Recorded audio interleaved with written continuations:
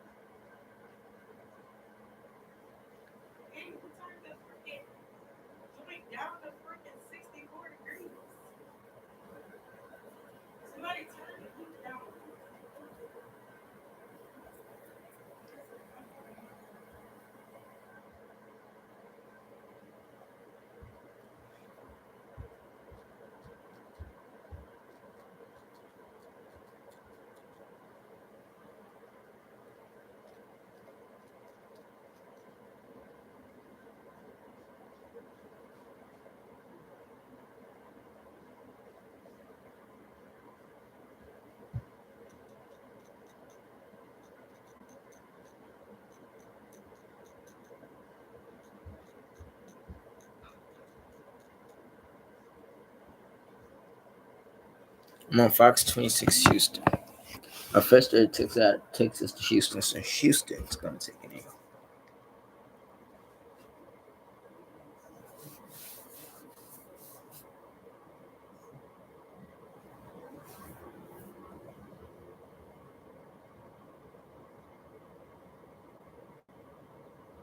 A Houston mother is looking for stable housing income arrested after daughter kicked out of school.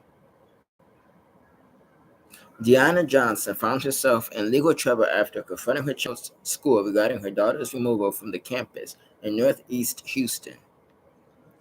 Johnson suffers from systematic lupus, a condition that frequently leads to her missing work. As a single mother, this has made it difficult for her to maintain a steady income and stable housing. She and her daughter often have to move from hotels to short-term rentals in the city. Enrolling her daughter at Cashmere Gardens Elementary in October added another layer of complexity to Johnson's struggles. The 9-year-old had been staying with family members while Johnson filled out employment and living arrangements. A few days after enrollment, she was informed by Principal Marquise Collins, that her daughter was no longer allowed to attend the school due to excessive absences. He said your daughter is no longer enrolled in Cashmere Elementary. She missed too many days. Do not bring her back here. Johnson recounted, this is not a babysitting service, and he didn't let me get a word in edgewise. Furious about the situation, Johnson made several calls to Houston ISD and then visited the school. She was arrested at Kashmir for making what was described as terroristic threats. I said I was going to level the whole city black and watch it all come down if we kick my 9-year-old daughter out of school, said Johnson. I guess they took that as a bomb threat, which is a euphemism. I was upset. Why would I bring a bomb on the campus that my daughter was on at the time? Fox 26 obtained a document Johnson submitted to the school in October, indicating that her daughter met the criteria for being a homeless student. Despite this, the child was removed from Kashmir shortly after. The withdrawal from board principal Marquise Collins' signature but lacked Johnson's. The child wanted to learn. Ms. Johnson wanted the child to learn, said Jude Bavona, the family's attorney. The easier solution for them was to just get rid of the child, get rid of the problem. The Houston Federation of Teachers believes the matter was mishandled, particularly given that the child's hardships align with the McKinney-Vento Homeless Assistance Act, a federal law ensuring homeless children access to education and transportation to school. Jackie Anderson of the Houston Federation of the Teachers commented, if a child's attendance has triggered the principals to get involved, that the person should have been the one to pick up the phone and call the parent and say, look, what's going on. When connected, the district declined. When contacted, the district declined to comment, citing privacy concerns. A spokesperson, however, stated they're disagreeing with the recitation of the facts.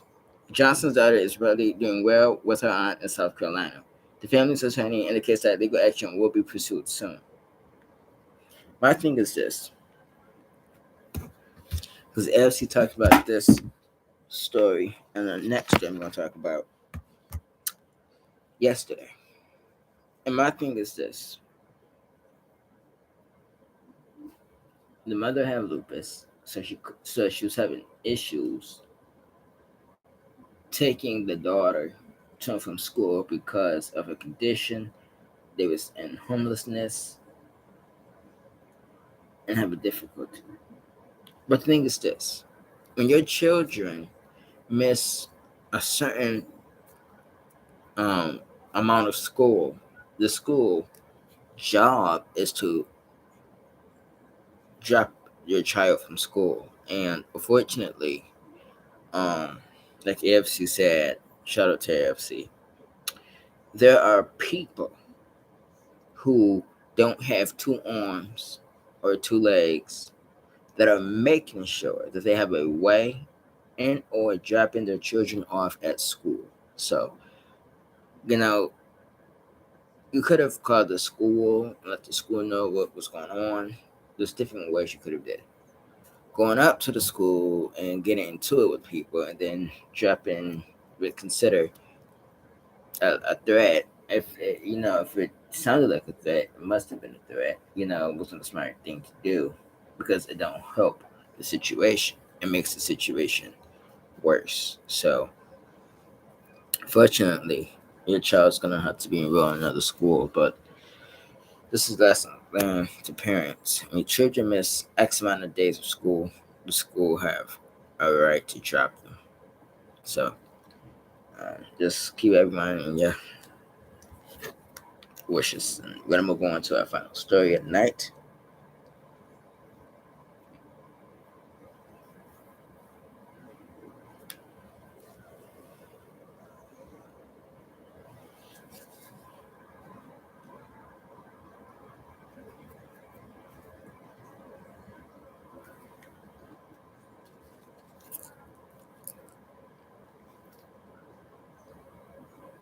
Arizona is gonna take an air. An Arizona woman is accused of killing her daughter and dumping her body in a large trash can on Christmas Eve. Sophia Simmons, 38, is facing multiple charges, including first-degree murder, child abuse, and tampering with physical evidence, according to Phoenix police. Phoenix police were called to the area around 8 p.m. on December 24th after a man looked for firewood inside a dumpster, found the body of a small child between the ages of 5 and 7 stuffed inside a plastic storage tote, according to a public call statement obtained by people. The child had multiple injuries on her legs, arms, and torso. Some of the injuries appeared to be open wounds, and others were in multiple stages of healing, and there were scars from previous injuries on her limbs and torso, the document states. The following day, police received a call from a tipster in New York who alleged they received a call from Simmons, who allegedly told the person that she had beaten her child and it went too far. Simmons allegedly told the tipster that after the beating, she left her home, and when she returned, her daughter was not breathing. According to the statement, she allegedly told the tipster she tried CPR but she couldn't revive her. Sophia then remained with the victim for the next 5 days before taking the victim to a dumpster and placing the victim in a dumpster, according to the statement. Phoenix officers reported surveilling Simmons' townhouse and it appeared that someone had been attempting to clean their townhouse, the document states. Police served a search warrant and discovered the home appeared to have been emptied of its contents. The couches were in the patio and the cushions were missing. Simmons was later detained in Tonopah, Arizona. She is being held on a $1 million bond. A court appearance is scheduled for January 2nd, and it's unclear if she has retained an attorney. My thing is this: what did the child do that was so bad that you use corporal punishment? You beat a child to the point where the child dies. But you have to ask yourself, how long has this beating, this torture of the child been going on? That's A. B is, where is the father in the situation? What was anybody else? Was anybody else around Did anybody knew or know that this mother was abusive? Because they could have took swift action if they knew this mother was abusive. So it's not excuses to abuse your children. And I'm glad she charged with first degree murder and other charges. She needs life in prison without parole. But because how gruesome this case is, they might seek the death penalty. But she needs to pay for what she did and keep the victim in thoughts and prayers. They didn't release her name or age. They said between 5 and 7. They didn't release her age. So, um, you know, put your hands up in the comment section and continue keeping the family in thoughts and prayers. And may justice prevail. Like, comment, subscribe, thumbs the video up. Share on Facebook, Instagram, Twitch, all over social media, Twitter. Just share. And I will see you guys tomorrow. Peace.